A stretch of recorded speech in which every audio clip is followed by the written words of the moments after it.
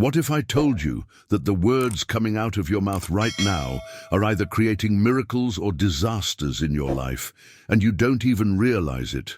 Most people walk through life completely unaware that they possess a power so ancient, so profound, that it can literally transform the molecular structure of their reality. Yet, here you are, probably thinking this sounds too good to be true, or maybe even a little crazy. Has this ever happened to you? You've tried everything to change a situation in your life. You've worked harder, planned better, even prayed desperately, but somehow things just keep repeating the same painful patterns. Here's what no one ever taught you about the invisible force that's been shaping your experience since the day you were born. Every single word you speak, every thought you repeatedly think, every complaint you unconsciously utter is literally programming the quantum field around you. But here's the shocking part. We've completely forgotten how to use this power correctly. Instead of blessing our lives into abundance, health, and joy, we've become masters of unconscious cursing. We curse our bodies by saying, "I'm so tired." We curse our relationships by constantly focusing on what's wrong. We curse our finances by declaring money is tight. And we curse our future by repeating, "Things never work out for me." Sound familiar? What you're about to discover might surprise you, because buried within the ancient wisdom traditions, hidden in plain sight within the very fabric of spiritual law, lies a practice so simple yet so revolutionary that it can reverse decades of negative programming in a matter of weeks. The mystics called it the sacred art of blessing. But this isn't about pretty words or religious rituals. True blessing is a conscious spiritual technology that affirms the presence of God exactly where your physical senses tell you only problems exist. It's the practice of proclaiming perfection in the midst of apparent chaos, of speaking life where others see death, of calling forth abundance where scarcity seems to reign supreme. Stay with me until the end, because within you right now, yes, within you at this very moment, lives a voice that can bless your health back into wholeness, your relationships back into harmony, your economy back into flow, and even transform your painful past into a source of wisdom and strength. This isn't metaphor or wishful thinking. This is the Christ consciousness within you, waiting for your permission to operate through the power of your blessed word. Here's the truth that will change everything. There is absolutely nothing in your life, no matter how broken, how stuck, how impossible it may seem, that cannot be transformed if you learn to bless it correctly, not with desperate pleading or fearful hoping, but with the kind of spiritual authority that moves mountains and parts seas. But before we dive into exactly how this works and why it's been hidden from mainstream understanding, you need to understand the fundamental difference between blessing and begging, and why most people's prayers actually reinforce the very problems they're trying to solve. Now, I have to pause here for just a moment, because something incredible is happening in this community, and I want you to be part of it. As I'm sharing these ancient secrets that have literally transformed my own life and the lives of thousands of others, I'm watching people in the comments section having their own breakthrough moments. Just yesterday, someone wrote about how they started blessing their difficult relationship with their mother, and within weeks, decades of tension began to dissolve. Another person shared how blessing their financial situation, instead of constantly complaining about it, led to an unexpected job opportunity. If this topic is resonating with you right now, if something inside you is saying, "Yes, I need to learn this," I want you to drop a comment below and share what's touching you the most about what we've discussed so far. Maybe it's the realization that you've been unconsciously cursing your own life, or perhaps it's that spark of hope that things can actually change. Your story, your insight, your questions, they matter more than you know, because they help create this incredible ripple effect where your breakthrough becomes someone else's inspiration. And here's why your participation here is so crucial. It's what helps this Channel, grow, and reach more people who desperately need this kind of transformational content. Every time you hit that like button, you're telling the algorithm that this message matters, that these ancient truths deserve to be heard by more souls who are ready for real change. When you subscribe and ring that notification bell, you're not just following a channel, you're joining a movement of people who are choosing to speak life instead of death, blessing instead of cursing, creation instead of destruction. This isn't just about growing numbers on a screen. This is about creating a community of conscious creators who understand that our words have power and that together we can literally change the vibration of this planet, one blessed word at a time. Your engagement here becomes part of a collective force that's awakening others to their own divine power. So please, take that small but powerful action right now. Share your thoughts below. Give this video a like if it's speaking to your soul. And subscribe, because what we're about to explore next will show you exactly how to transform the most challenging areas of your life through the lost art of sacred blessing. Now, let me share with you the hidden truth that completely revolutionized my understanding of prayer and why most people remain stuck in cycles of lack and struggle despite years of sincere spiritual practice. The revelation came to me during one of the darkest periods of my life, when I realized I had been approaching the divine from a position of powerlessness without even knowing it. You see, there's a fundamental difference between blessing and begging that determines whether your words become creative forces or desperate echoes bouncing off the walls of limitation. When you beg, whether you realize it or not, you're operating from an invisible premise that says, I have no power, I don't deserve, I am separated from the source. This mindset automatically places God as a distant being, almost like a stern judge or, even worse, a master who needs to be convinced.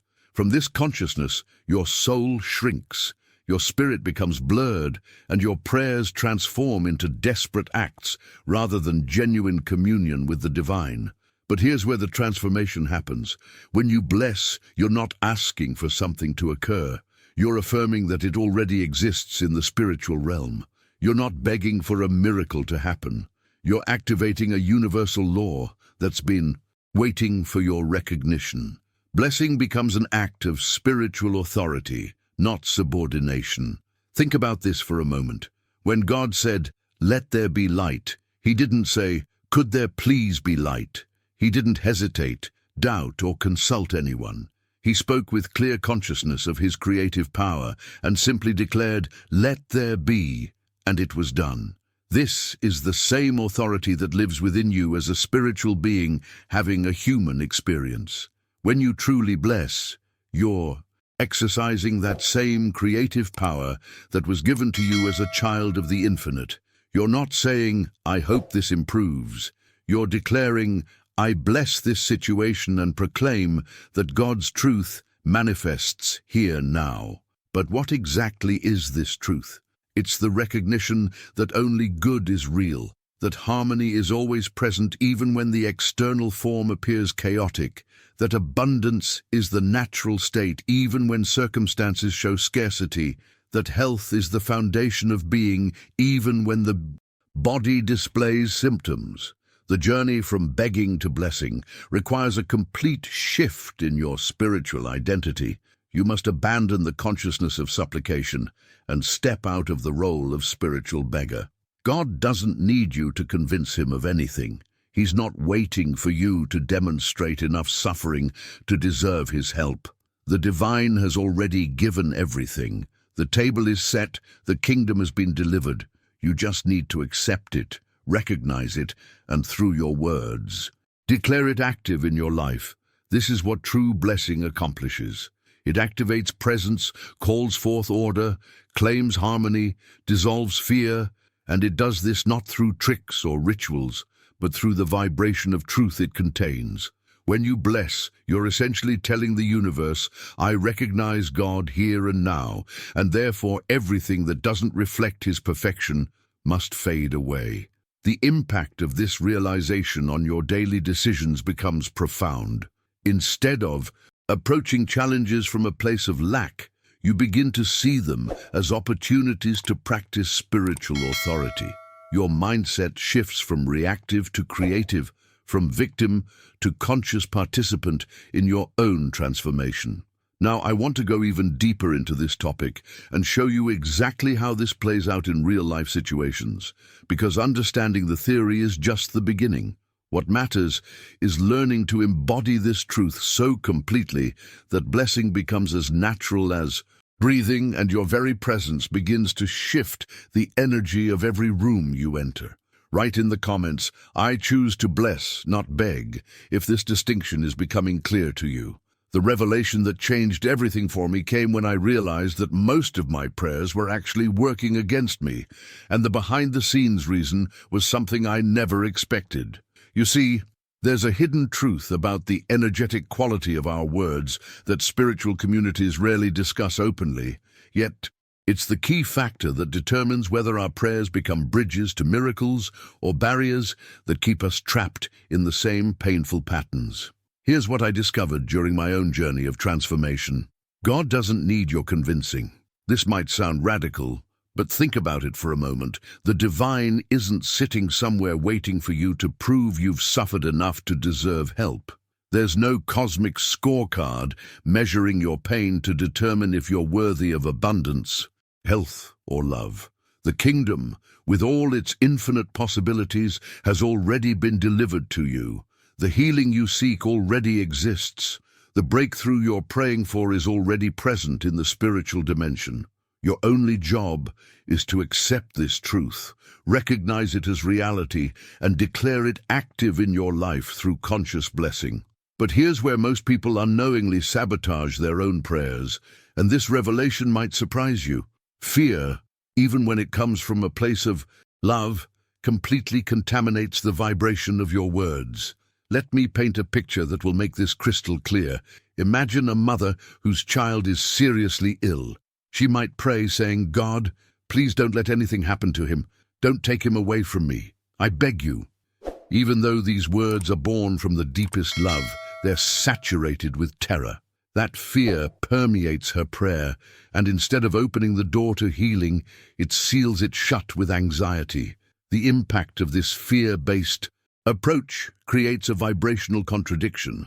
On one hand, she's asking for healing, but on the other hand, her words are confirming the very thing she fears most. The universe doesn't respond to the tears in your voice or the volume of your desperation. It responds to faith, to truth, to the unwavering certainty that good is the only reality. Now contrast that with the same mother standing in spiritual authority and declaring, "Father, I bless my child. I proclaim that your life flows through his body, that your health is being restored in every cell, that your peace surrounds him. I see him healthy, I see him strong, I see him free, and I thank you because it's already accomplished in spirit." Do you feel the difference? The first mother is begging from a consciousness of scarcity, while the second is blessing from a place of absolute certainty. This distinction isn't just philosophical theory. It has real-world consequences that shape your daily decisions and the trajectory of your entire life. When you understand that the universe responds not to your emotions, but to your faith, not to your volume, but to your truth, everything changes. Your relationship with prayer transforms from desperate pleading to confident declaration. Your mindset shifts from "I hope this works" to "I know this is already done." The journey from fear-based prayer to authority-based blessing requires you to release the need to convince the divine of anything. You're not informing God of a problem he doesn't know about. You're not updating the infinite intelligence on your circumstances. Instead, you're aligning your consciousness with what already is in the spiritual realm and allowing that truth to manifest in the physical world through your words. This is why blessing is fundamentally different from traditional prayer. It's not about asking for something to happen. It's about declaring what's already true in the highest dimension of reality. It's speaking not as someone who convinces, but as someone who declares. It's operating not from separation, but from unity with the source of all creation. What makes this even more powerful is understanding that every time you speak from this elevated consciousness, you're literally programming your subconscious mind with truth instead of limitation. Your decisions begin to flow from abundance rather than scarcity. Your reactions to challenging situations transform from panic to peace. Your entire approach to life shifts from defensive to creative. The revelations keep unfolding as you begin to embody this truth, because blessing isn't just about changing external circumstances.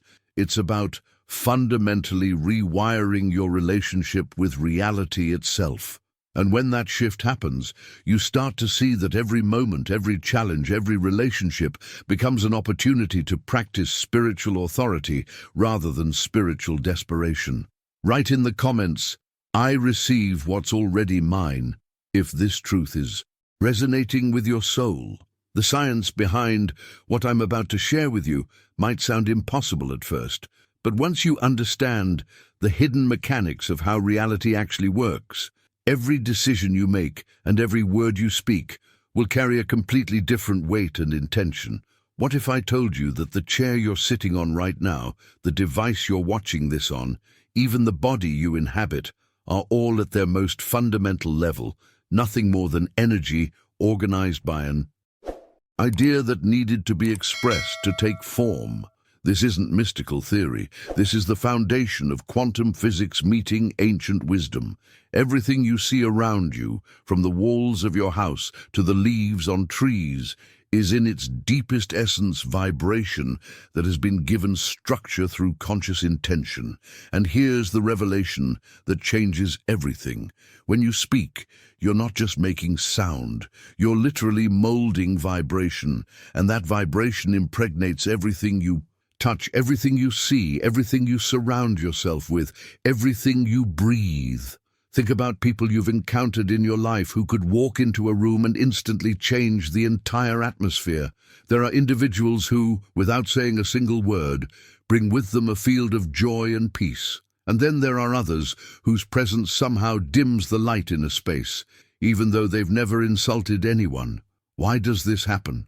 Because their vibration speaks even before their mouth opens. Their internal frequency broadcasts constantly, affecting the molecular structure of their environment. Now here's where the transformation becomes profound and the impact on your daily journey becomes undeniable. When this vibration is consciously directed toward a spiritual purpose, when you understand the behind-the-scenes mechanics of how consciousness shapes matter, something extraordinary emerges. The blessed word. This isn't just expressing an emotion anymore. You're literally decreeing a higher reality into existence. The word becomes a seed of transformation that plants itself in the invisible fabric of creation. Where there's disorder, the sacred word imposes order. Where there's illness, the blessed word calls forth health. Where there's lack, it summons abundance. Where there's separation, it manifests unity. This power isn't reserved for saints or spiritual masters. It lives within you right now, dormant in your voice, sleeping in your thoughts, waiting for you to remember who you truly are. But here's the crucial distinction that determines whether your words become creative forces or empty sounds. This power only activates when you speak from an awakened soul. It's not enough to repeat formulas or memorize beautiful phrases. The blessed word isn't a sequence of sounds. It's a vibration aligned with truth. When you say, "I bless this situation," you're not launching an emotional judgment. You're affirming that behind the appearance, there's a higher order in action. You're invoking God's presence exactly where error seemed to reign. You're allowing the eternal to penetrate the temporal. The revelation that everything was created by the word changes your entire relationship with language and communication. In the beginning was not matter, not time, not space. In the beginning was the word. And that word is conscious vibration that gives form to formlessness, that calls forth something from nothing, that organizes chaos into beauty. When you truly grasp this truth, you realize that every time you open your mouth, you're participating in the same creative process that birthed galaxies and sculpted mountains. This understanding transforms your mindset from casual communication to conscious creation. Your decisions about what to say and when to remain silent take on cosmic significance. You begin to see that there are words that heal decades of accumulated pain, words that open paths where none existed before, words that dissolve hatred that has festered for generations. A single phrase spoken with genuine compassion can disarm an internal war that's been raging for years. One decree of love can reverse an illness that was incubated in bitterness. The hidden truth becomes clear. You have the power to speak life or death over every situation you encounter, and the universe responds accordingly, not because it distinguishes between your habits and your faith, but because it simply mirrors whatever frequency you're broadcasting. Now, I want to reveal something even more powerful about how this vibrational reality operates in your everyday life, because understanding the mechanics is just the beginning.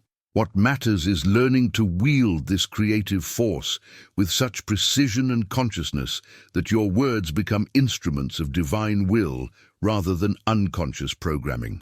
Write in the comments, "My words create my world," if you're beginning to feel the weight of this responsibility.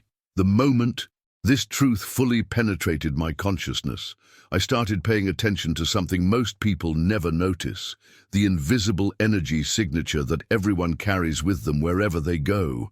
It's like discovering a hidden dimension of reality that's been operating right under your nose your entire life. Behind the scenes of every interaction, beneath the surface of every conversation, there's this constant transmission happening that has nothing to do with the actual words being spoken. I began to observe how certain people could enter a space and instantly shift the entire atmosphere without uttering a single syllable. There's something in their presence that automatically elevates everyone around them. Children gravitate toward them. Stressed individuals find themselves breathing deeper. Conflicts somehow dissolve when they're nearby. And then there are others who, despite being polite and well-intentioned, seem to drain the energy from a room. People unconsciously step back. Conversations become heavier, and an inexplicable tension fills the air. The revelation here is profound, and it completely transforms your understanding of human impact. Your vibration is constantly broadcasting, 24 hours a day, 7 days a week. It's your energetic signature, your spiritual fingerprint, and it's speaking volumes about your internal state long before you ever open your mouth. This invisible transmission is more powerful than any words you could say, more influential than any argument you could make, more healing than any advice you could offer. But here's where the responsibility becomes both thrilling and sobering. Once you understand that your presence alone is either blessing or cursing every environment you enter, every decision about how to manage your internal state takes on cosmic significance. Your mindset isn't just affecting you anymore. It's literally programming the field around you, influencing the experiences of everyone who comes into contact with your energy. This is why the ancient masters spent so much time in contemplation and inner purification. They weren't being selfish or withdrawn from the world. They understood that cleaning up their internal frequency was actually the most generous gift they could offer humanity. When your vibration is aligned with peace, love, and truth, you become a walking blessing, a mobile sanctuary that heals and elevates wherever it goes. Now here's the part that might shock you about the destructive power of unconscious communication. There are words that kill dreams before they're even fully formed. There are phrases that sink confidence so deeply it takes years to recover. There are casual comments that contaminate someone's self-image for decades. And most of the time, the person speaking these toxic words has no idea they're wielding such devastating force. Think about the impact of hearing, "You'll never amount to anything" during childhood, or "You're not smart enough" during adolescence, or dreams like that don't come true for people like us during young adulthood. These statements don't just hurt feelings, they literally program limiting beliefs into the subconscious mind that can dictate an entire life trajectory. They become invisible barriers that prevent people from even attempting to pursue their highest potential. But the transformation happens when you realize that if words have the power to destroy, they also have the power to resurrect. The same vibrational force that can paralyze can also liberate. The same energy that wounds can heal. The same consciousness that speaks death can declare life. This isn't just poetic metaphor. This is quantum reality operating through human consciousness. I've witnessed miraculous transformations happen through single conversations where someone finally heard words of genuine recognition and encouragement. I've seen decades of accumulated pain begin to dissolve when the right phrase was spoken at the right moment with authentic love behind it.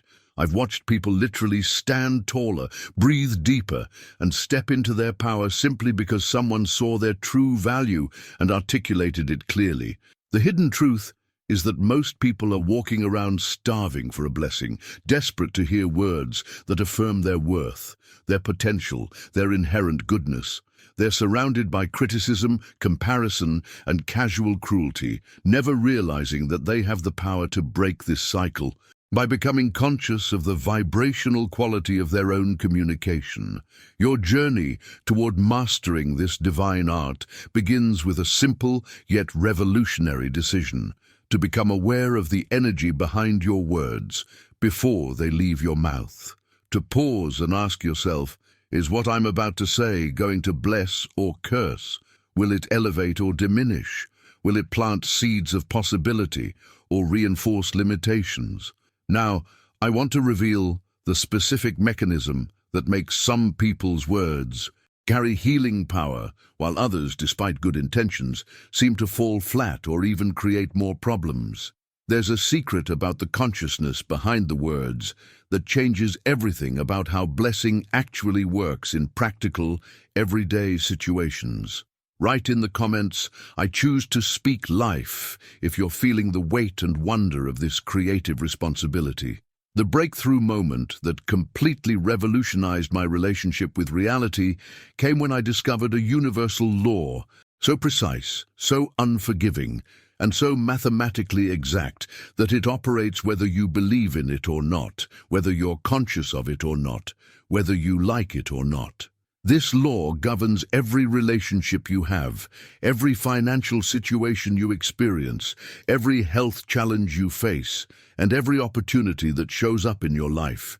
It's the law of reflection, and understanding how it works behind the scenes will transform every decision you make from this moment forward. Here's the hidden truth that changes everything about how you see your life circumstances. Everything you project outward, every thought, every emotion, every word, every vibration returns to you multiplied. Not sometimes, not when you're being good, not when the stars align perfectly. Always. This isn't karma in the traditional sense, and it's not about cosmic punishment or reward. This is pure physics operating at the quantum level, as reliable as gravity and as inescapable as the sunrise. The world you experience is not happening to you, it's happening through you. Every single situation in your life, from your most challenging relationships to your most persistent problems, is a reflection of the consciousness you've been broadcasting, often unconsciously, sometimes for years or even decades. This means you're not the victim of your circumstances, you're the author of them. You're not at the mercy of external forces, you're the creative source generating them. This revelation might feel overwhelming at first, because it means taking complete responsibility for your experience. But here's where the transformation becomes liberating rather than burdensome. If you created it unconsciously, you can recreate it consciously. If your internal projections have been generating problems, they can just as easily generate solutions. If your vibrational output has been attracting chaos, it can be recalibrated to magnetize harmony. The impact of understanding this law becomes immediately practical in your everyday journey. When you bless someone, that blessing energy doesn't just affect them, it programs your own energetic field to attract more blessings. When you speak words of abundance, you're not just hoping for prosperity, you're literally encoding abundance into your personal frequency. When you extend forgiveness, you're not just being nice, you're removing blocks from your own path to receive love. This is why blessing isn't just an act of kindness toward others. It's actually the most intelligent strategy for transforming your own life. What you give out must come back to you, not because the universe is keeping score, but because you become a vibrational match for whatever you consistently emanate. Behind the scenes of every blessing you offer, you're essentially placing an order with the field of infinite possibilities, requesting more of that same energy to flow through your experience. I've watched this law operate in countless lives, and the patterns are undeniable. People who constantly complain about their relationships find themselves surrounded by difficult people. Those who obsess over financial lack continue to experience scarcity no matter how hard they work. Individuals who focus on what's wrong with their bodies manifest more health problems. But here's the revelation that changes everything. When these same people begin to consciously bless what they previously cursed, their entire reality starts shifting. The transformation doesn't happen because they're manipulating external circumstances. It happens because they're changing the signal they're broadcasting, and the universe, which is like a cosmic mirror, simply reflects back their new frequency. When you shift from projecting problems to projecting solutions, from emanating fear to radiating faith, from broadcasting lack to transmitting abundance, your external world has no choice but to reorganize itself around your new vibrational set point.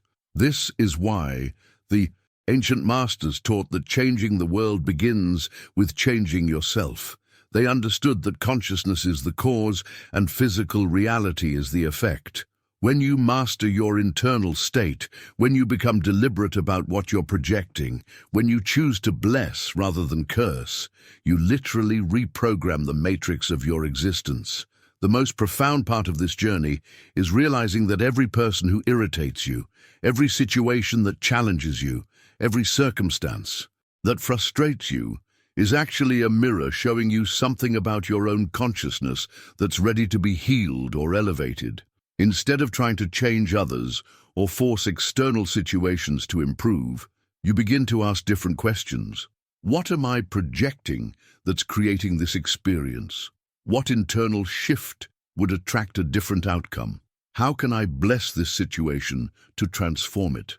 Now, I want to show you exactly how to apply this law of reflection in the most challenging areas of your life, because knowing the theory is one thing, but learning to consciously direct this creative force towards specific outcomes is where the real magic happens, where your understanding becomes power and your power becomes transformation. Write in the comments, "I am the creator of my experience," if this law of reflection is starting to make sense in your own life.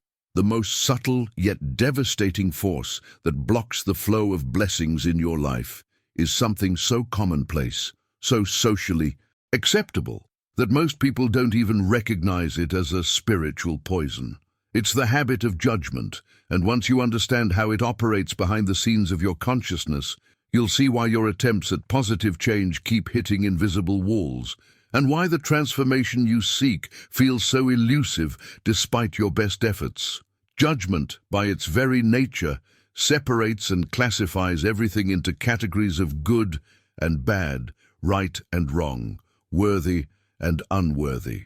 While this might seem necessary for navigating daily decisions, what happens on a deeper level is that judgment creates energetic fragments in your consciousness. Every time you mentally separate yourself from someone or something through criticism, you're literally breaking the flow of universal connection that allows blessings to circulate freely in your life. Think about how this plays out in your everyday journey. When you judge someone for their choices, their appearance, their beliefs, or their behavior, you're unconsciously declaring that you're better than them, more evolved, more deserving. But here's the hidden truth that changes everything. The universe operates as a unified field of consciousness, and every separation you create in your mind becomes a block in your energetic system. The flow of abundance, love, and opportunity that wants to reach you gets interrupted by these internal barriers of superiority and division. The ego thrives on judgment because it constantly needs to feel better than others to maintain its sense of identity. It feeds on comparison, on being right, on feeling more awakened or more spiritual. But when you choose to bless instead of judge, you're making a radical decision to renounce this separative consciousness. You're choosing to see beyond the surface appearance and recognize the divine spark that exists even in the midst of error or confusion. This shift in mindset creates profound transformations in ways that might surprise you. Blessing doesn't actually change other people. That's not how it works, and that's not the point. What blessing does is change your internal relationship with them, and when your internal relationship shifts, something extraordinary happens. Everything external begins to reorganize itself around your new consciousness. I've witnessed this phenomenon countless times in my own life and in the lives of people I've worked with. Someone will begin blessing a difficult family member instead of constantly focusing on their flaws, and suddenly that person starts behaving differently around them. A woman starts blessing her challenging boss instead of complaining about him, and within weeks, their working relationship transforms. A man begins blessing his financial situation instead of cursing his circumstances, and unexpected opportunities start appearing. The revelation here is that the other person or situation didn't fundamentally change. Your vibrational relationship with them shifted, and that shift in your consciousness created space for new possibilities to emerge. When you stop projecting resistance, criticism, and separation, you remove the energetic static that was interfering with the natural flow of harmony. This is why the most spiritually mature souls seem to move through life with such grace and ease. They've learned the secret of blessing rather than judging, of seeing beyond appearances to the truth that lies beneath. They understand that every person they encounter, no matter how they're behaving on the surface, is fundamentally a spiritual being, having a human experience just like them. The practical impact of this understanding becomes immediately apparent in your daily decisions and interactions. Instead of asking, "What's wrong with this person?" you start asking, "How can I see them through the eyes of love?" Instead of focusing on what you want to change about someone, you begin blessing what they could become. Instead of trying to fix or control external circumstances, you work on purifying your internal responses.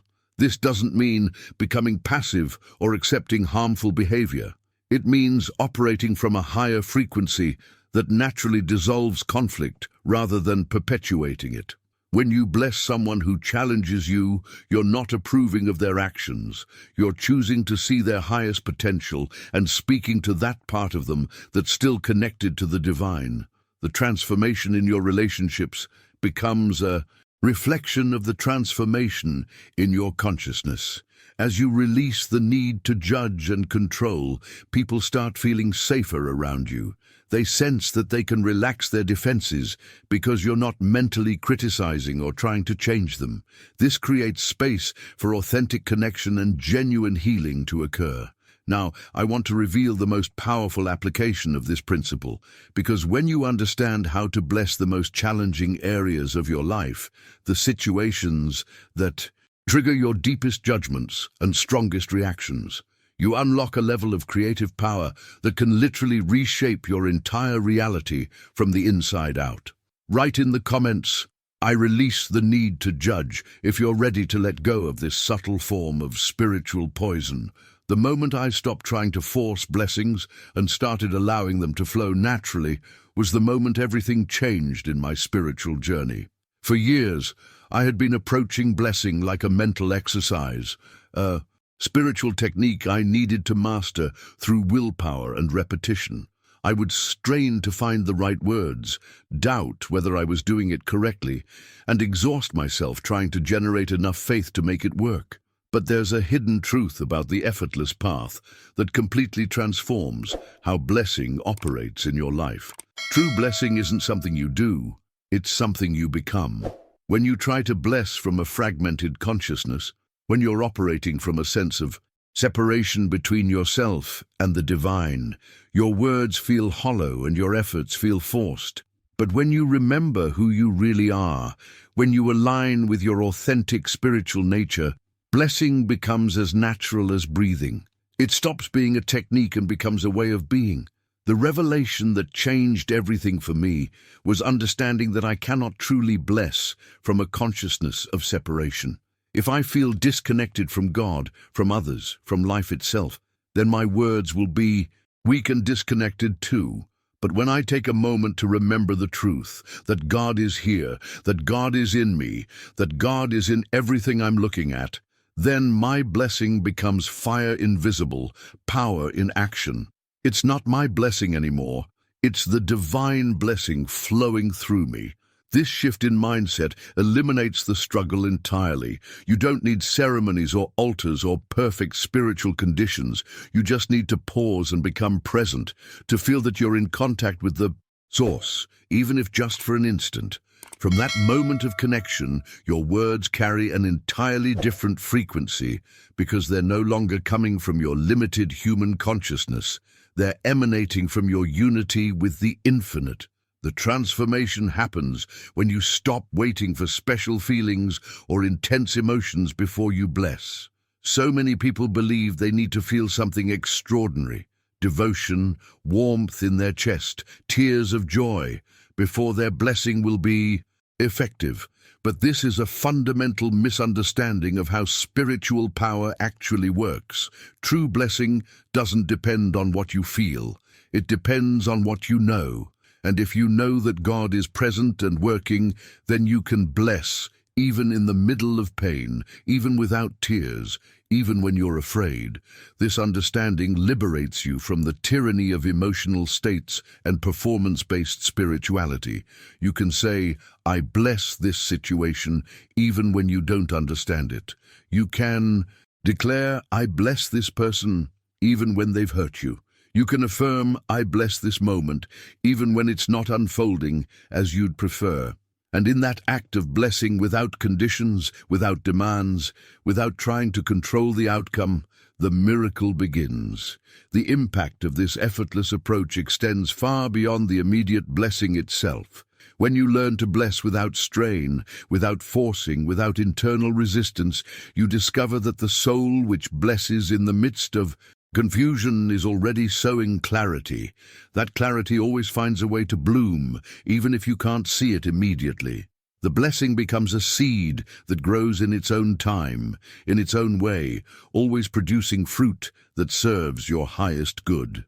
Behind the scenes of this natural flow is a profound shift in how you relate to spiritual power. Instead of trying to generate something through effort, you're learning to receive something that's already present. Instead of working to create a connection with the divine, you're recognizing a connection that never actually broke. Instead of attempting to earn the right to bless, you're accepting the truth that blessing is your spiritual birthright. The journey toward effortless blessing requires releasing the need to understand how it works and simply trusting that it does. When you let go of trying to control the mechanics and start focusing on aligning with the source, blessing becomes a spontaneous expression of your true nature rather than a spiritual discipline you have to maintain through willpower. This natural flow creates a sustainable spiritual practice that doesn't drain your energy but actually replenishes it. Each blessing you offer from this authentic place connects you more deeply to your own divine essence, making the next blessing even easier, even more powerful, even more transformative. Now, I want to explore with you the most challenging yet most liberating application of this effortless blessing. How to extend this same natural grace to the situations and people that have caused you the deepest pain. because when you can bless what has hurt you, you unlock a level of spiritual freedom that changes everything about how you move through life. Write in the comments, "Blessing flows through me," if you're feeling this shift from effort to effortlessness. The revelation that liberated me from years of spiritual frustration came when I realized I had been holding myself hostage to my emotional states, waiting to feel ready, waiting to feel spiritual enough, waiting to feel the right kind of connection before I would dare to offer a blessing. This invisible prison of emotional prerequisites was keeping me stuck in cycles of limitation, because the truth is, if you wait until you feel like blessing, you might wait forever. Here's the hidden truth that transforms your entire spiritual journey. True blessing doesn't depend on what you feel in the moment. It depends on what you know in your soul. And what you know, regardless of your current emotional state, is that there's a divine presence operating in every situation, even when your feelings are screaming the opposite. You can bless even when you're in pain, even when tears aren't flowing, even when fear is gripping your heart, because blessing comes from your spiritual authority, not your temporary emotional condition. This understanding changes everything about how you approach difficult moments in your life.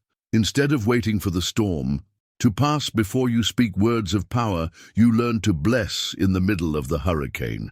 Instead of postponing your spiritual practice until you feel more centered, you discover that blessing is actually what centers you. Instead of thinking you need to be in a perfect state to access divine power, you realize that your imperfect moments are exactly when that power needs to flow through you most. The transformation happens when you stop putting conditions on your willingness to bless. So many people approach this with a transactional mindset, thinking, "I'll bless this situation if it improves," or "I'll extend grace when they apologize," or "I'll speak life over this when I see some progress." But this conditional blessing is actually a form of spiritual manipulation, and it blocks the very transformation you're seeking. Every moment, no matter how dark it appears, is a place where divine presence exists. Every person, regardless of their current behavior, carries a spark of the infinite within them. Every situation, however chaotic it seems, contains the seeds of perfect order waiting to be activated by your recognition. When you understand this at a cellular level, you stop waiting for external conditions to align before you're willing to bless. The impact of this unconditional approach creates miracles in ways that might surprise you. When you bless without expecting change, without trying to control outcomes, without demanding that circumstances meet your approval, first you tap into a level of spiritual power that operates beyond the limitations of human logic. You're no longer trying to manipulate reality through blessing. You're allowing reality to transform through your unwavering recognition of divine presence. Behind the scenes of this practice, something profound shifts in your relationship with life itself. You stop being reactive and become creative. You stop waiting for permission from external circumstances and start granting yourself permission to be a channel of grace, regardless of what's happening around you. You discover that your spiritual authority doesn't depend on perfect conditions. It depends on your willingness to exercise it in imperfect ones. This journey requires a fundamental shift in how you view your role in the world. Instead of seeing yourself as someone who blesses when things are going well, you become someone who blesses especially when things aren't going well. Instead of offering grace only to those who seem to deserve it, you extend blessing to everyone because you understand that blessing is about your consciousness, not their behavior. The decisions you make from this elevated perspective create ripple effects that extend far beyond what you can see. When you choose to bless your difficult boss, instead of waiting for him to become easier to work with, you shift the entire dynamic of that relationship. When you speak life over your financial situation instead of waiting for your bank account to improve first, you open channels for abundance that were previously blocked by your conditional consciousness. The most liberating aspect of this practice is realizing that you never have to wait again. You don't have to wait until you feel spiritual, until you understand everything, until you're completely healed, until others change, until circumstances improve. You can bless right now, in this moment, exactly as things are, and that blessing becomes the catalyst for everything you've been waiting for. Now, I want to reveal the most powerful application of this unconditional blessing. How to extend this same grace to the most painful experiences of your past. Because when you can bless what has wounded you without waiting for it to make sense or feel good, you unlock a level of spiritual freedom that literally rewrites your entire life story. Write in the comments, "I bless without conditions," if you're ready to release the need for perfect circumstances before you speak words of power. The most profound spiritual transformation I've ever experienced came through learning to do something that every fiber of my being initially resisted, blessing the very experiences that had wounded me most deeply. This wasn't about positive thinking or spiritual bypassing or pretending that painful experiences were somehow gifts in disguise.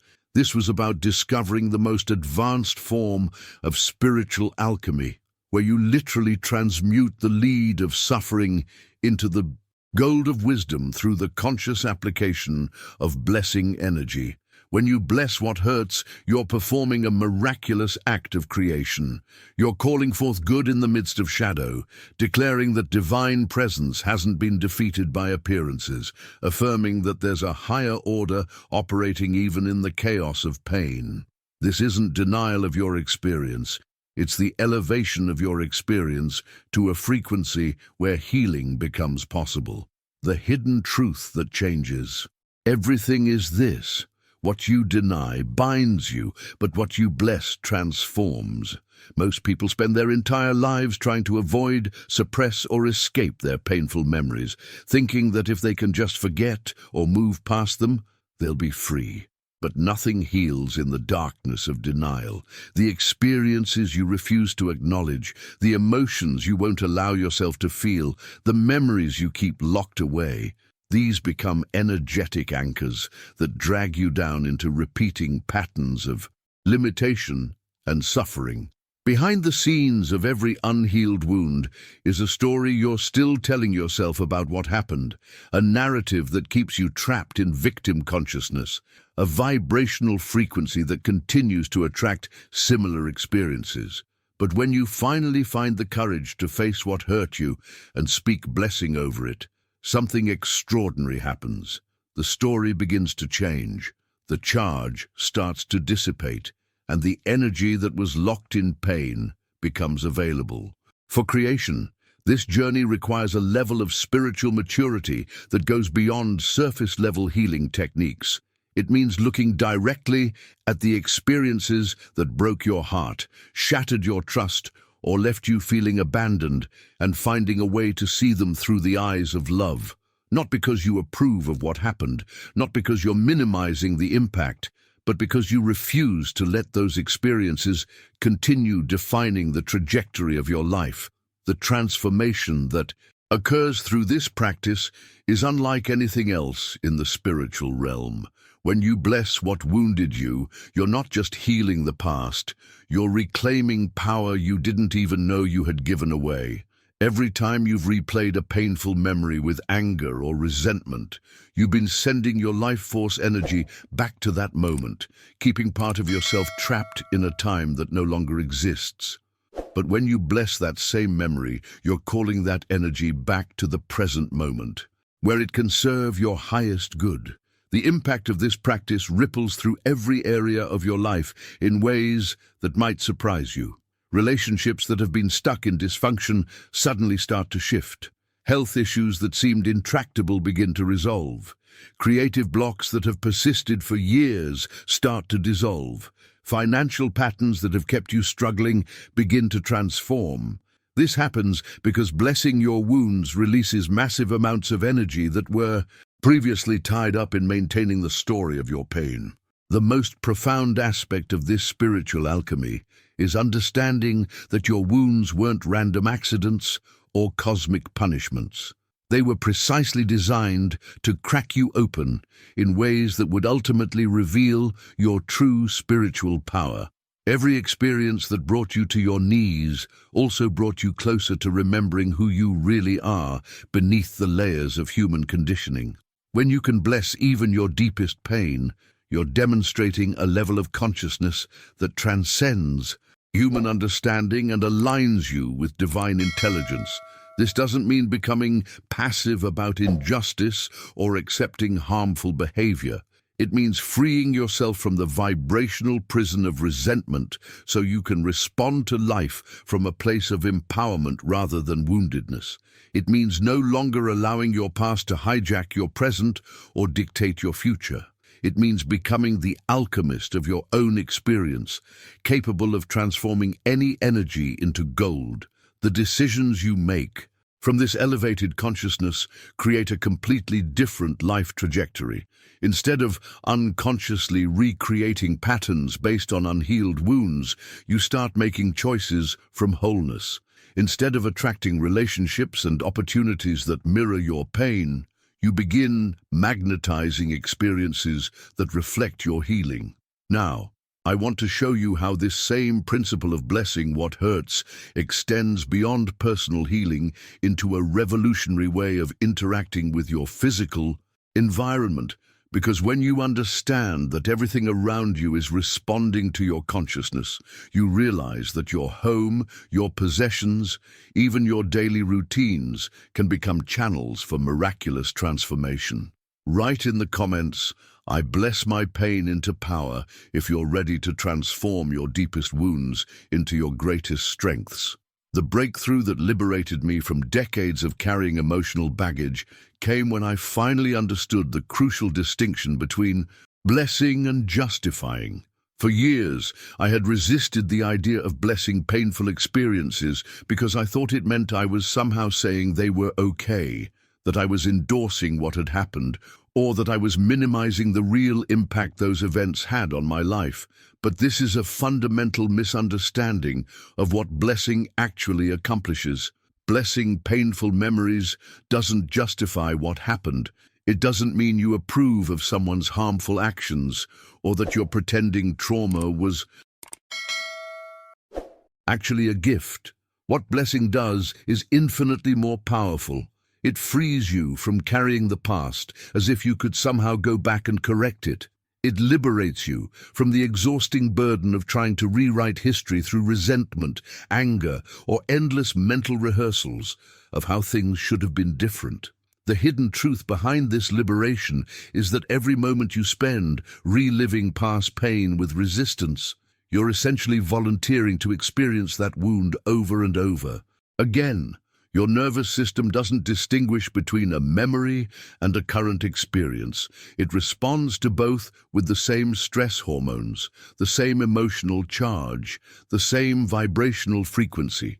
This means that carrying unblessed wounds keeps you perpetually stuck in the past, robbing you of the energy and clarity you need to create a different future. But when you shift from resistance to blessing, something miraculous happens in your consciousness. The pain stops being your enemy and becomes your teacher.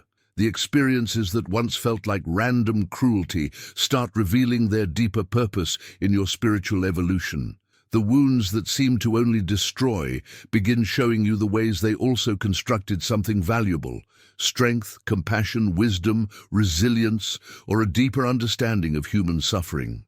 This transformation doesn't happen through mental gymnastics or forced positive thinking. It happens when you develop the spiritual maturity to see that every experience, even the most devastating ones, contributed something essential to who you've become. Not because suffering is inherently good, but because consciousness has the power to extract meaning and growth from any circumstance, no matter how challenging. The impact of this shift extends far beyond emotional healing. When you stop fighting with your past and start learning from it, you free up enormous amounts of mental and emotional energy that were previously tied up in maintaining your victim story. that energy becomes available for creativity, for building the life you actually want, for making decisions from empowerment rather than woundedness. Behind the scenes of this process, your entire relationship with adversity changes. Instead of seeing challenges as evidence that life is against you, you begin to recognize them as opportunities for your consciousness to expand. Instead of asking, "Why did this happen to me?" you start asking, "What is this here to teach me?" Instead of trying to avoid all discomfort, you develop the capacity to find the gift hidden within difficulty. This journey requires you to release the identity you've built around your pain. For many people, their wounds have become so central to their sense of self that healing feels like losing who they are. But what you discover through blessing is that your true identity was never your pain. It was the consciousness capable of transforming pain into wisdom. When you let go of identifying with your wounds, you don't become less than who you were. You become who you've always been, beneath the layers of hurt. The decisions you make from this liberated consciousness create entirely different outcomes in your life. Relationships become opportunities for growth, rather than tests of whether you'll be hurt again. Career choices come from your authentic desires, rather than your fears of repeating past failures. Financial decisions emerge from abundance consciousness, rather than scarcity. Programming inherited from old wounds. The most profound revelation in this process is understanding that your greatest strengths often grew directly from your deepest wounds. The compassion you have for others' suffering emerged from your own pain. The wisdom you possess about human nature developed through your difficult experiences. The resilience that carries you through challenges was forged in the fire of adversity. When you can bless the wounds that taught you these gifts, you complete the alchemical process of transforming lead into gold. Now, I want to explore how this same principle of conscious blessing extends into your relationship with the physical world around you, because when you understand that your environment is constantly responding to your consciousness, you realize that everything from your living space to your daily possessions can become partners in your spiritual transformation rather than neutral objects in your experience. Write in the comments, "My wounds are my teachers," if you're ready to transform your relationship with pain from resistance to reverence.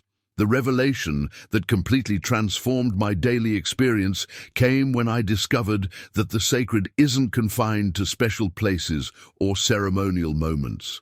The hidden truth that most spiritual seekers never realize is that your bedroom, your kitchen, your bathroom, even your car or office cubicle can become as holy as any cathedral or temple. What makes a space sacred isn't marble columns or burning incense or ancient architecture. It's the consciousness that inhabits it. This understanding revolutionizes your entire relationship with the ordinary moments of your life.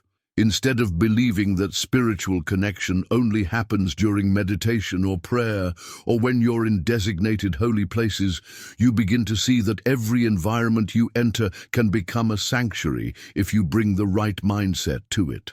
The transformation happens not through changing your external circumstances, but through changing the quality of attention you bring to wherever you are. Behind the scenes of this practice, something extraordinary occurs in your daily journey.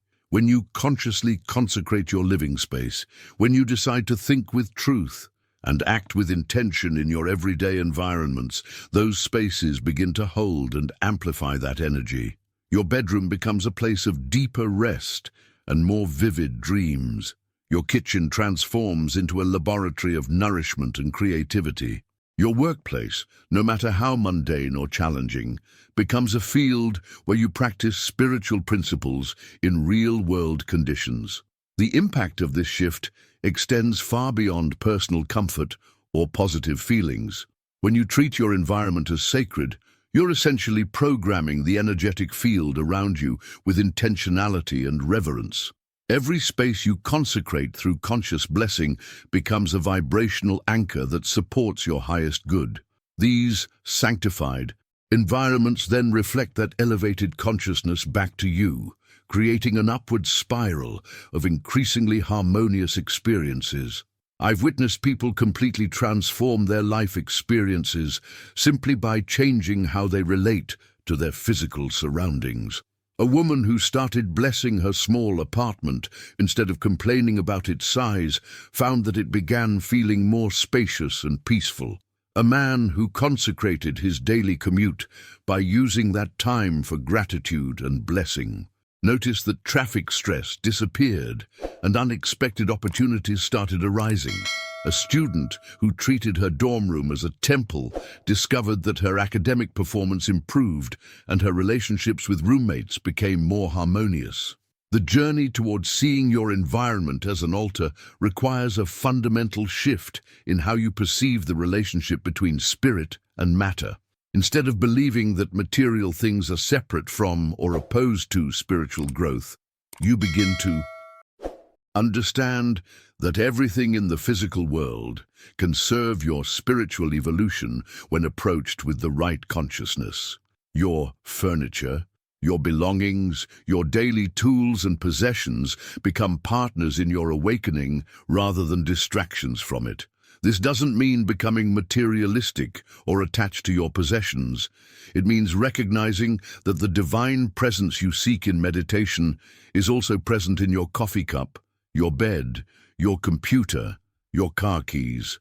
When you bless these ordinary objects and spaces with genuine appreciation and conscious intention, you're acknowledging that there's nowhere God is not. Nothing that exists outside the field of divine love. The practical decisions that flow from this understanding create a completely different quality of daily living. Instead of rushing through your morning routine unconsciously, you begin each day by blessing your home and expressing gratitude for the shelter it provides. Instead of eating mechanically while distracted, you consecrate your meals and receive your food as a gift. Instead of driving in stress or boredom, you transform your commute into moving meditation, blessing the journey and everyone you encounter along the way. The transformation becomes self-reinforcing because environments that are consistently blessed with conscious attention begin to emanate that same energy back to you and to anyone who enters them. People often comment that there's something special about homes where this practice is maintained. They feel more peaceful, more welcoming, more alive. This isn't imagination, it's the natural result of space being consecrated through intentional blessing over time. The most profound aspect of this practice is how it dissolves the artificial separation between sacred and mundane that keeps so many people feeling disconnected from their spiritual nature throughout most of their daily lives. When every space becomes potentially sacred, when every moment becomes an opportunity for conscious blessing, when every ordinary object becomes a reminder of divine presence, then your entire life becomes a continuous spiritual practice. Now, I want to reveal how this same principle of conscious consecration extends into the most practical areas of your life, your relationship with money, food, and material possessions. Because when you understand how to bless the physical resources in your life without falling into attachment or materialism, you unlock a level of abundance consciousness that attracts prosperity while maintaining spiritual integrity. Write in the comments, "My space is sacred," if you're ready to transform your environment into a temple of consciousness. The moment you begin consciously blessing your environment, something remarkable happens that most people never expect. Blessing is contagious. It spreads through the invisible fabric of space like ripples through water, creating waves of transformation that extend far beyond what your physical senses can perceive. Where one's soul consecrates with genuine intention, the entire environment begins to reconfigure itself, first in the unseen dimensions, then gradually manifesting in ways you can observe and experience. This hidden truth explains why certain places just feel different the moment you walk into them. It's not coincidence that some homes radiate peace while others feel heavy or chaotic. It's not random that certain offices inspire creativity while others drain energy. Behind the scenes of these different atmospheres is the accumulated blessing or cursing that has occurred in those spaces over time. Every thought, every word, every intention expressed in an environment leaves an energetic imprint that influences everyone who enters. The transformation begins the instant you make the decision to see your space as sacred. You don't need to wait for special conditions or perfect circumstances. You can stand in the middle of the most ordinary room and declare, "I consecrate this space to peace, to love, to the highest good of all who enter here," and something shifts immediately in the invisible realm. That shift then begins working its way into the visible world through 1,000 small changes: better conversations, deeper sleep, more creative ideas, unexpected opportunities, harmonious relationships. This journey of conscious consecration creates a feedback loop that amplifies itself over time. As you consistently bless your environment, it begins to hold and radiate that blessing energy even when you're not actively focusing on it. The space becomes a sanctuary that supports your spiritual growth and reflects your elevated consciousness back to you. People notice the difference without being able to explain why your home feels so peaceful or why your workspace seems to inspire such productivity and collaboration. The impact of this practice extends into every area of your daily experience, because blessing your environment returns you to the present moment in the most profound way possible. Your mind has a tendency to flee from the here and now, constantly escaping into memories of the past or fantasies about the future.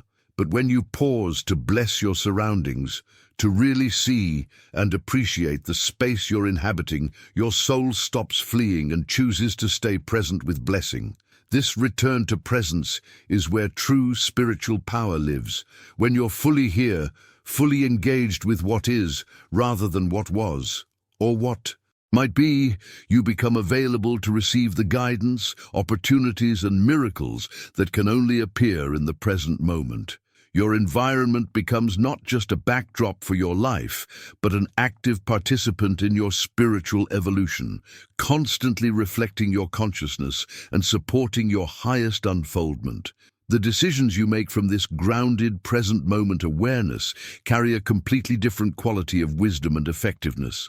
Instead of making choices from anxiety about the future or resentment about the past, you begin operating from the clarity that comes from being fully present with what is. Your intuition becomes sharper, your relationships become more authentic, and your actions become more aligned with your true purpose. Behind the scenes of this practice, you're training your consciousness to find the sacred in the ordinary, to recognize divine presence in the most mundane circumstances. This ability to sanctify your immediate environment then extends naturally to every situation you encounter. You begin to see every space you enter as an opportunity to practice presence and blessing, making you a carrier of sacred energy wherever you go. The revelation that emerges from consistent practice is that you don't need to escape your current circumstances to find spiritual connection. You don't need to wait for better conditions or more inspiring surroundings to begin your spiritual practice. The transformation you seek can begin right where you are, with whatever you have, through the simple act of consecrating your present moment and space with conscious blessing. This understanding dissolves the artificial separation between spiritual practice and ordinary life that keeps so many people feeling fragmented and disconnected. When every environment becomes potentially sacred, when every moment becomes an opportunity for blessing, your entire existence transforms into a continuous spiritual practice that nourishes rather than depletes you. Now, I want to explore how this same consciousness of blessing and consecration applies to the most practical and often problematic areas of human experience: your relationship with money, food, and material possessions. Because when you learn to bless these aspects of physical existence without falling into attachment or materialism, you discover that abundance and spirituality are not opposites, but natural partners in conscious living. Write in the comments, "I am present with" a blessing if you're feeling this shift from mental escape to grounded presence. The most profound shift in my approach to life came when I discovered the hidden secret that separates those who seem to effortlessly manifest their desires from those who struggle despite working twice as hard. The difference isn't in their actions, their connections, or even their strategies. The difference is that truly successful people, whether they realize it consciously or not, prepare the invisible terrain before they make their moves in the physical world. Most people operate completely backwards. They launch into action first, relying purely on effort and force. And then, when obstacles arise or things don't go as planned, they finally turn to prayer or blessing as a last resort. But the true spiritual worker understands that every action taken in the physical realm first requires preparation in the invisible dimensions. Before touching the material world, they touch the plane of consciousness, where all possibilities exist and all outcomes are determined. This journey of conscious preparation transforms your entire relationship with taking action.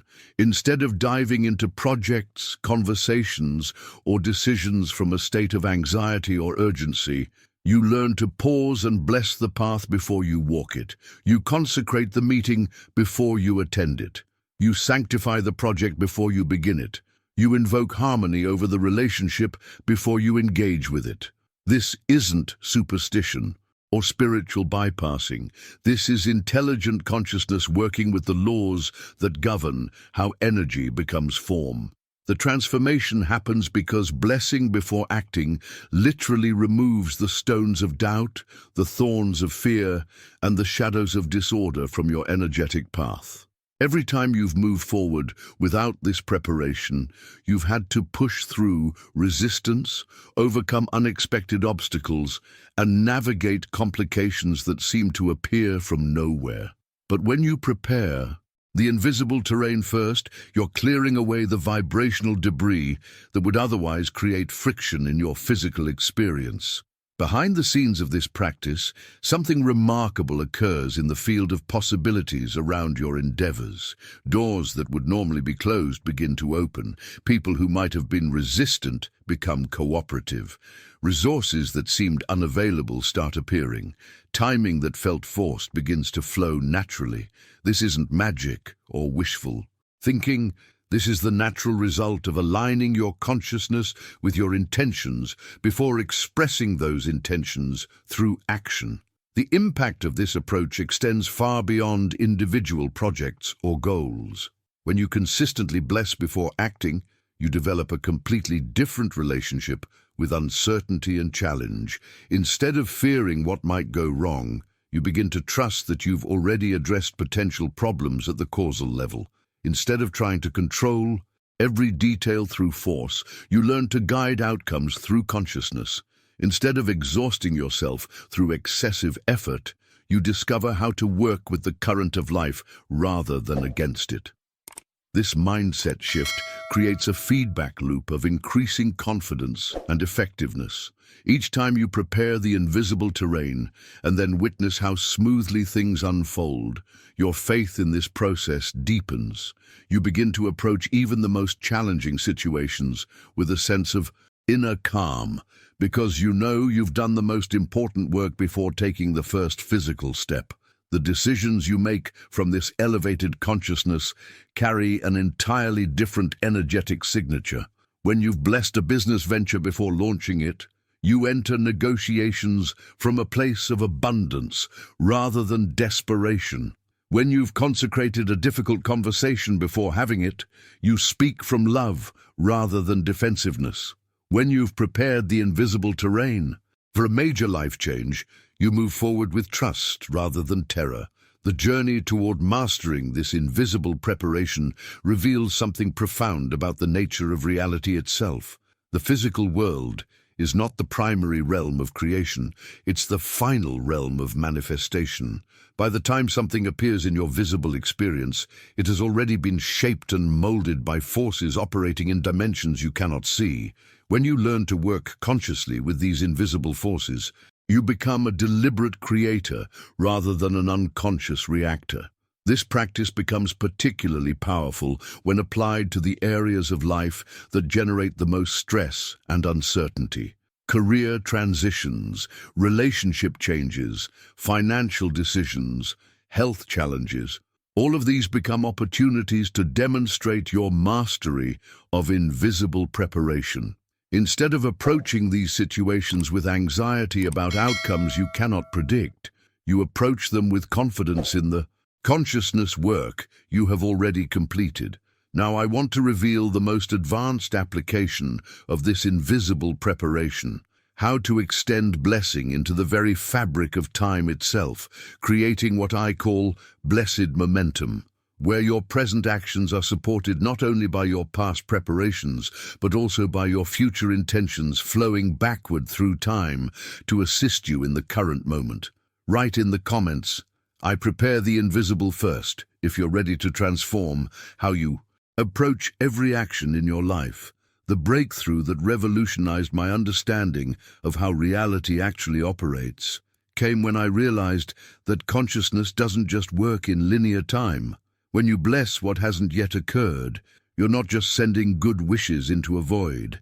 You're literally sowing a vibration in the field of the invisible that immediately begins organizing itself to create harmonious conditions for your future experience. This is perhaps the most advanced form of spiritual technology available to human consciousness, and yet it's so simple that most people dismiss it as wishful thinking.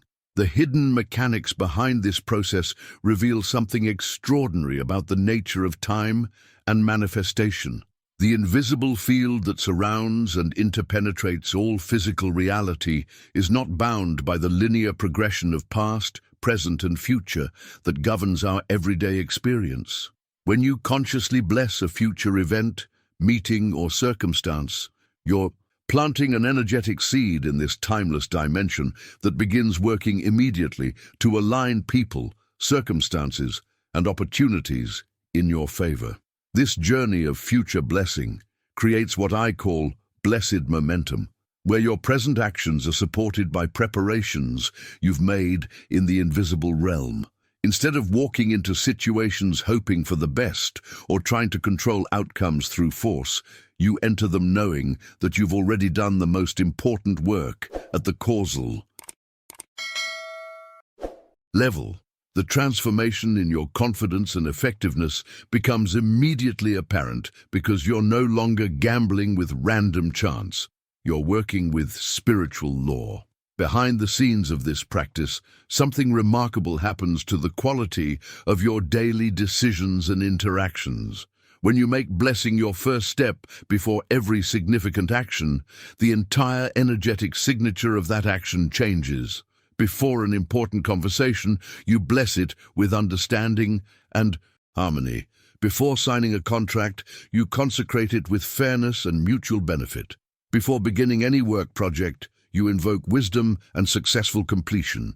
Before cooking a meal, you bless it with nourishment and joy. Before writing an email, you infuse it with clarity and positive reception. The impact of this approach becomes evident in ways that might surprise you. Conversations that could have gone poorly flow smoothly. Business dealings that seemed complicated resolve easily. Creative projects that felt stuck suddenly find their direction. Meals taste better and provide more satisfaction. Communications are received with the spirit in which they were intended. This isn't coincidence. This is the natural result of blessing creating a field of harmony around your actions. The transformation extends beyond individual tasks to reshape your entire relationship with productivity and effectiveness. Instead of pushing through resistance or forcing outcomes, you learn to Create conditions where success feels effortless and natural. Instead of exhausting yourself through excessive effort, you discover how to work with invisible forces that multiply your effectiveness exponentially. This mindset shift reveals something profound about why some people seem to live charmed lives while others struggle despite working harder. Those who flow through life with apparent ease have unconsciously learned to prepare the invisible terrain through their thoughts, intentions, and energy. They may not call it blessing, but they approach their days with positive expectation, gratitude, and trust that things will work out well. This consciousness automatically seeds the invisible field with harmonious vibrations. The decisions you make from this elevated approach carry an entirely different energetic charge. When you've blessed your morning before getting out of bed, you move through your day with a sense of purpose and protection. When you've consecrated your work, before beginning it, challenges become puzzles to solve rather than obstacles to overcome.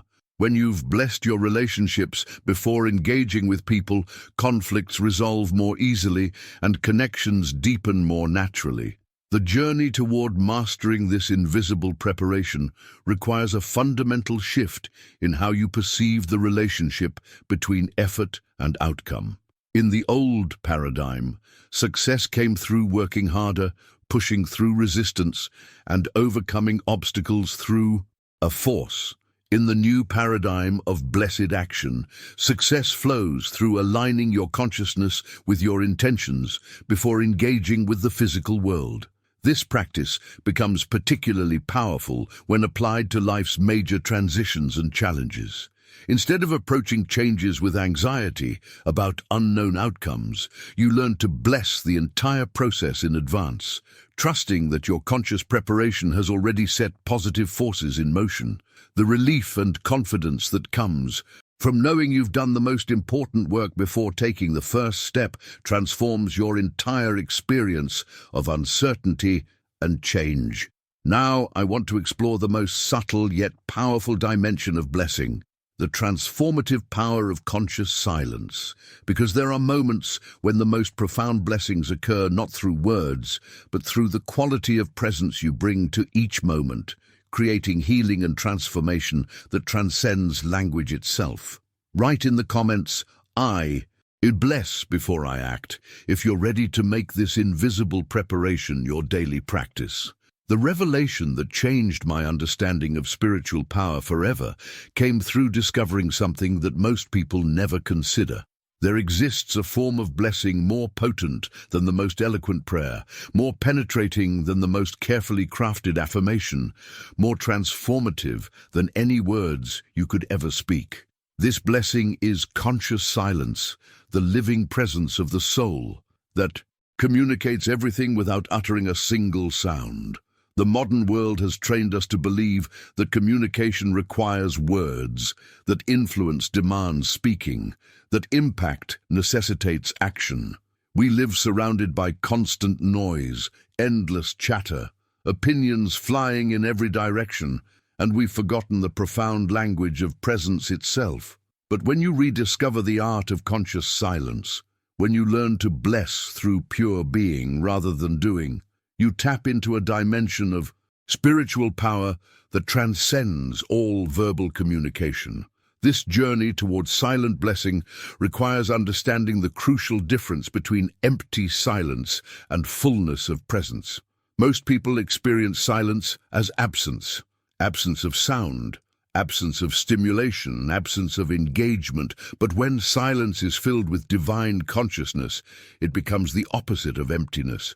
It transforms into fullness, into presence so complete and vibrant that it communicates more than words ever could. It's not the absence of sound, but the presence of something so profound that sound becomes unnecessary.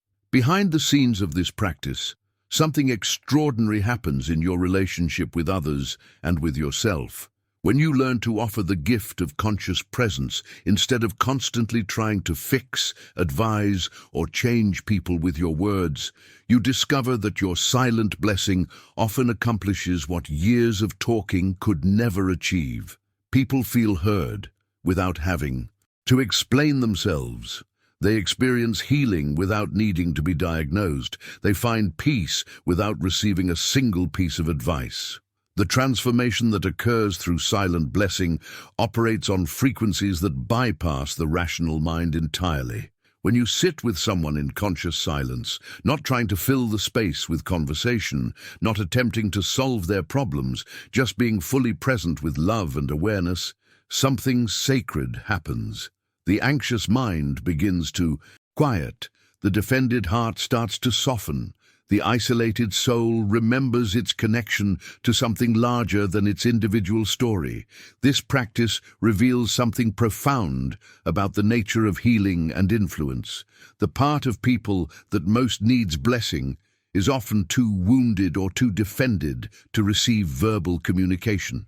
Words can be analyzed, rejected, or misunderstood. But conscious presence penetrates directly to the soul level, offering healing that doesn't depend on cognitive, understanding, or emotional readiness. It works because it speaks the original language of spirit, the language of love made manifest through awareness.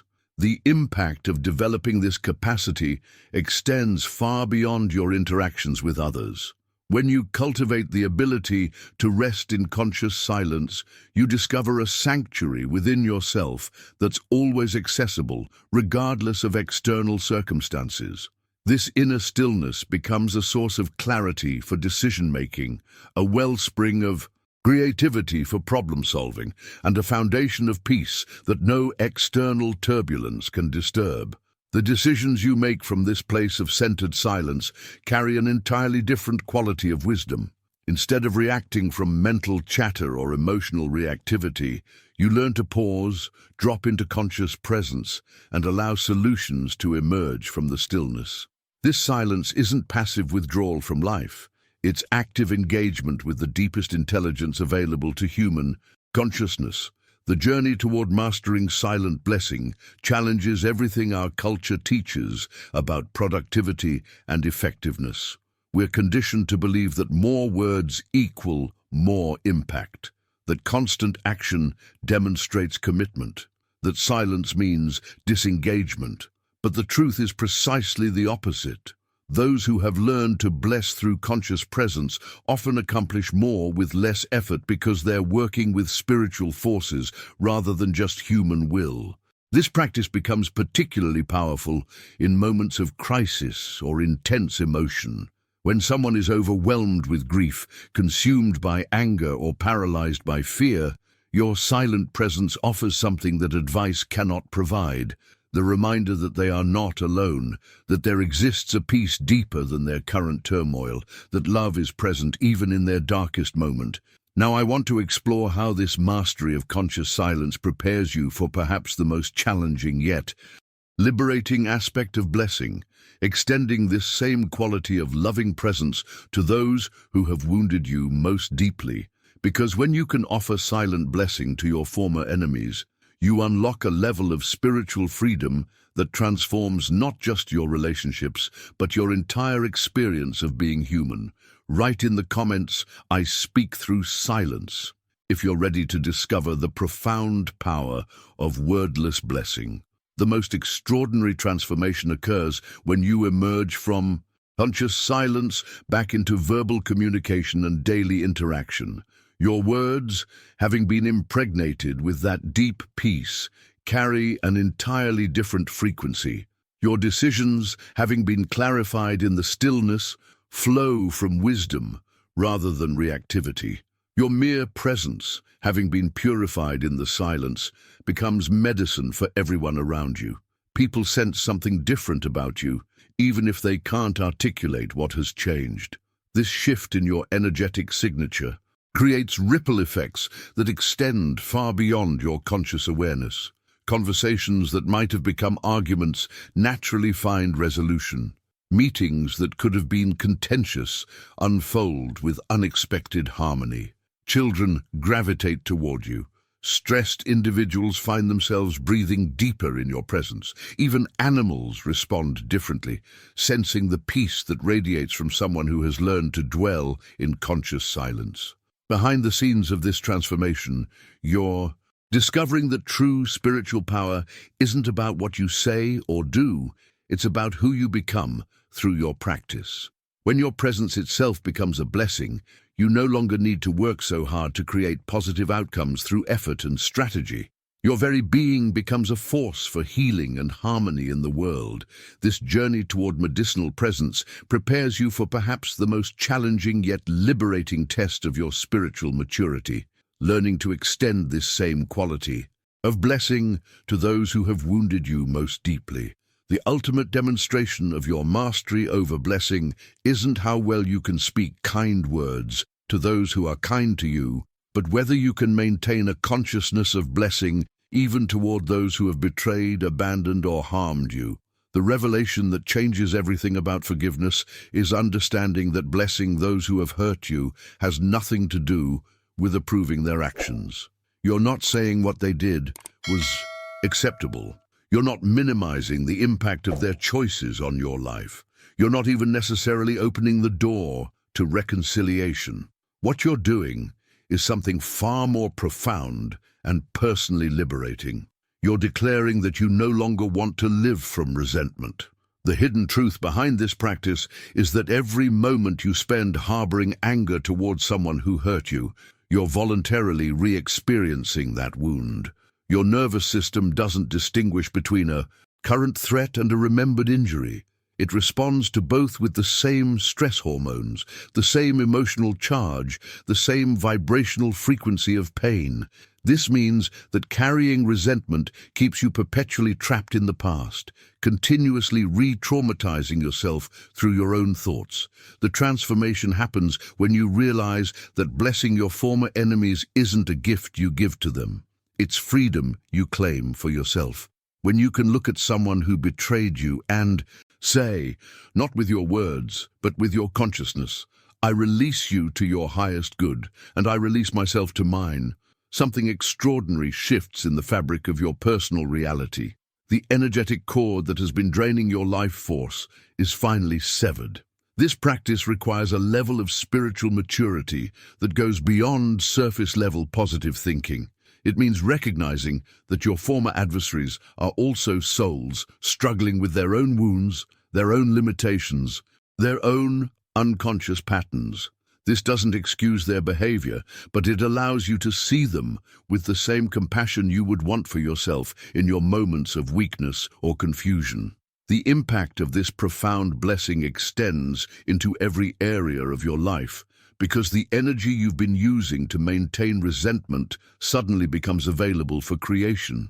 Relationships improve because you're no longer projecting past wounds onto current interactions. Health improves because you're no longer poisoning your system with toxic emotions. Opportunities appear because you're no longer vibrationally aligned with victimhood and powerlessness. The decisions you make from this liberated consciousness come from an entirely different place. Instead of choosing based on fear of being hurt again, you choose from trust in your ability to handle whatever comes. Instead of avoiding certain types of people or situations because they remind you of past pain, you move through life with an open heart, protected not by walls, but by wisdom. The journey toward blessing your difficult relationships reveals something profound about the nature of personal power. True strength isn't demonstrated by your ability to hold grudges or seek revenge. It's revealed through your capacity to transform poison into medicine, to extract wisdom from wounds, to convert your greatest challenges into your deepest sources of compassion for others who struggle. Now, I want to explore how this same principle of unconditional blessing extends into your relationship with your own past. Because when you can bless not just the people who hurt you, but the actual experiences that shaped you, you unlock the final key to complete emotional and spiritual freedom. Write in the comments, I bless my former enemies if you're ready to claim this ultimate level of spiritual liberation. The most profound realization that emerged from my journey of blessing difficult relationships was understanding that when you choose to bless someone who hurt you, you're not just healing your own wounds, you're interrupting a chain of pain that may have been passed down through generations.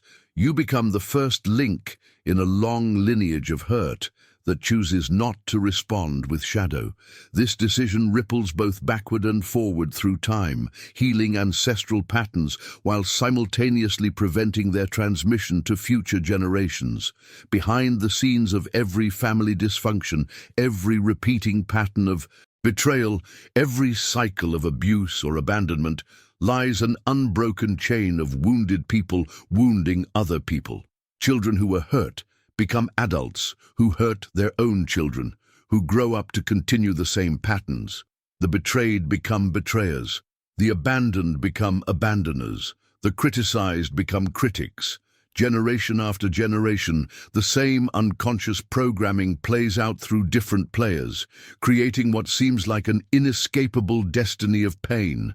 But when you make the radical decision to bless instead of curse, to heal instead of hurt, to respond with consciousness instead of unconsciousness, you become what I call a pattern interrupter. You're the ancestor who breaks the spell. You're the descendant who refuses to pass on the poison. You're the soul brave enough to say, "This cycle of pain ends with me." The transformation that occurs through this choice extends far beyond your personal healing. Family members notice that you respond differently to triggers that used to set you off. Friends observe that you're no longer carrying the bitter energy that once defined your personality. Children in your life, whether your own or others, unconsciously absorb the new pattern you're modeling, that it's possible to be hurt without becoming a person who hurts others. This journey toward breaking generational cycles reveals something profound about the nature of true healing. You don't bless difficult people because they deserve it or because they've earned your forgiveness through changed behavior. You don't extend grace because you're trying to fix them or convert them or make them see the error of their ways. You bless because you deserve to be free from the poison of resentment that's been contaminating your system and limiting your potential. The hidden truth that liberates you from the need for others to change is understanding that resentment is a toxin that damages the container, not the target. When you carry anger towards someone who hurt you, that person goes about their life largely unaffected, while you suffer the corrosive effects of that emotion day after day, year after year. The rage you harbor doesn't punish them, it punishes you. The bitterness you maintain doesn't teach them a lesson. It teaches you to live in limitation. The impact of this realization creates an immediate shift in your motivation for forgiveness and blessing. It stops being about them and becomes entirely about you. You're not trying to be noble or spiritually superior. You're making a practical decision to reclaim the energy that's been locked up in maintaining your grievances so you can use that energy to create the life you actually want. The decisions that flow from this self-focused healing carry an entirely different quality of authenticity and power. When you bless former enemies because you're choosing freedom rather than trying to change them, there's no hidden agenda, no unconscious manipulation, no secret hope that your grace will somehow make them feel guilty or inspire them to apologize. You're simply refusing to carry their dysfunction in your own energy field any longer. This practice becomes particularly powerful when you realize that many of the people who hurt you were unconsciously acting out their own unhealed wounds. The parent who criticized you was probably criticized. The partner who betrayed you was likely betrayed. The friend who abandoned you had probably experienced abandonment. This doesn't excuse their behavior, but it helps you understand that hurt people, and healed people heal people.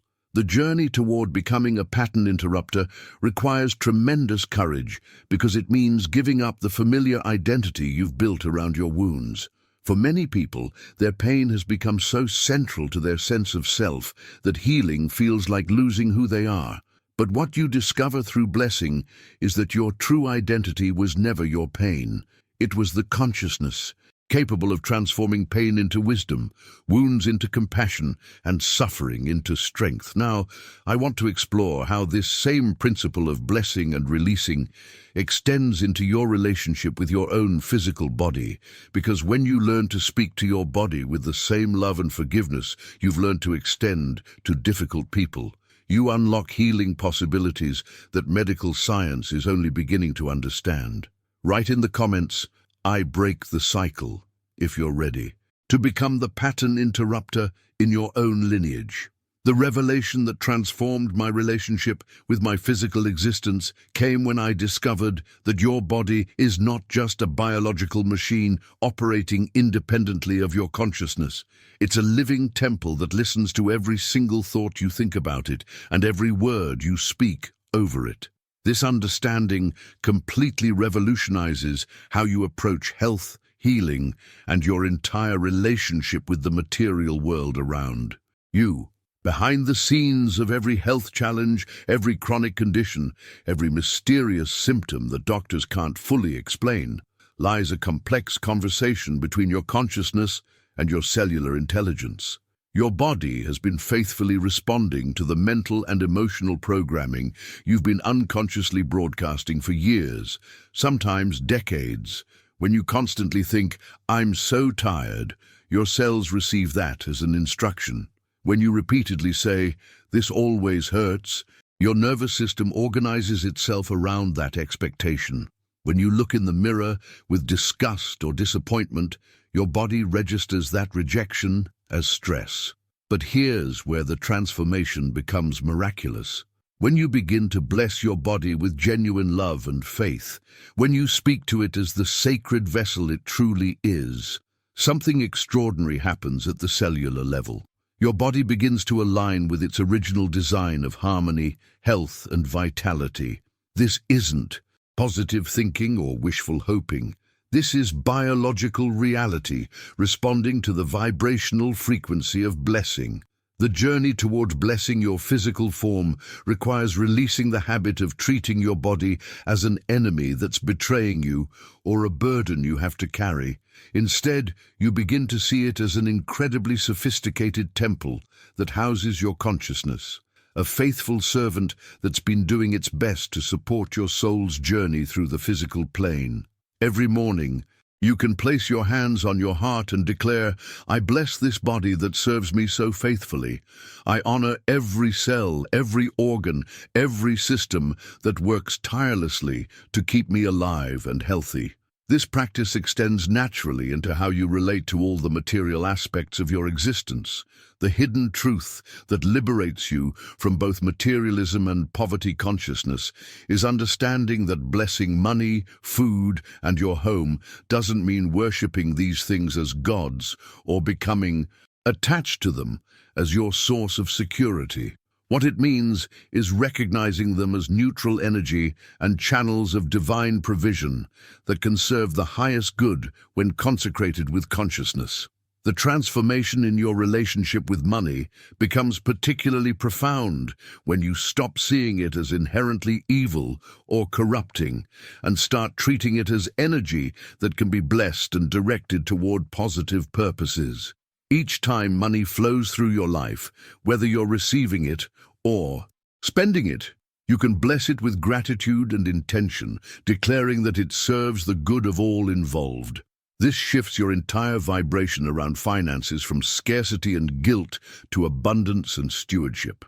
Behind the scenes of this practice, something remarkable happens to your relationship with material possessions and daily necessities. Your food becomes medicine when you bless it before eating, acknowledging the life force it carries and the nourishment it provides. Your home transforms into a sanctuary when you consecrate it as a place of peace and love. Your car becomes a temple on wheels when you bless each journey and express gratitude for the protection and convenience it provides. The impact of this comprehensive blessing extends far beyond the immediate objects themselves. When you consistently treat your material world as sacred without becoming attached to it, you develop what spiritual traditions call non-attached engagement. You can fully appreciate and care for your possessions while holding them lightly, knowing that they're tools for your spiritual growth rather than measures of your worth. The decisions you make from this consciousness of blessing create a completely different relationship with consumption and acquisition. Instead of buying things to fill emotional voids or prove your status, you choose what truly serves your highest good. Instead of hoarding resources out of fear, you allow money and possessions to flow through your life, like water through a riverbed, nourishing everything it touches. This journey toward blessing your physical and material life reveals something profound about the nature of true spirituality. It's not about rejecting the material world or pretending it doesn't matter. It's about engaging with it consciously, blessing it consistently, and using it as a vehicle for expressing divine love rather than ego satisfaction. Now, I want to explore the ultimate expression of this blessing consciousness. How to live in a state where blessing becomes so natural, so automatic, so integrated into your being that your entire life transforms into a continuous prayer, where every breath becomes an opportunity to heal the world through the power of your sanctified presence. Write in the comments, "My body is my temple," if you're ready to transform your relationship with your physical existence through conscious blessing. If you've made it this far in our journey together, something extraordinary has already begun shifting in your consciousness. The fact that you've stayed present through this entire exploration of blessing tells me that your soul recognizes these truths, that some part of you has been waiting to remember this ancient power that lives within you. This is just the beginning of what's possible when you begin to live as a conscious blessing in the world. The principles we've explored today, the difference between blessing and begging, the power of your words to transform matter, the law of reflection that governs all your experiences, the healing that comes from blessing what hurts. These aren't just concepts to understand intellectually. They're technologies of transformation waiting to be lived. If this message feels like it was meant for you, if something inside you is saying, "Yes, this is what I've been searching for," I want you to write in the comments, "This message was meant for me." When I see those words, I'll know that we're building a community of people who understand that consciousness is the real creative force, that blessing is the highest technology, and that each of us has the power to transform our world from the inside out. The connection we've created through this conversation is exactly why I pour my heart into bringing you this content. Your engagement, your presence, your willingness to explore these deeper truths together. That's what makes creating these videos not just worthwhile, but essential. If this resonated with your soul, touching that like button helps this message reach others who are ready for this level of transformation. And here's the beautiful thing. What we've covered today is really just scratching the surface of what becomes possible when you master the art of conscious blessing. There's a video right here that takes you even deeper into how blessing transforms your relationship with abundance and prosperity in ways that might surprise you. Click and continue with me over there, because I have a feeling your journey into this ancient wisdom is just getting started. Until we meet again, remember, you have a voice that can heal, words that can create, and a presence that can bless. Use them wisely.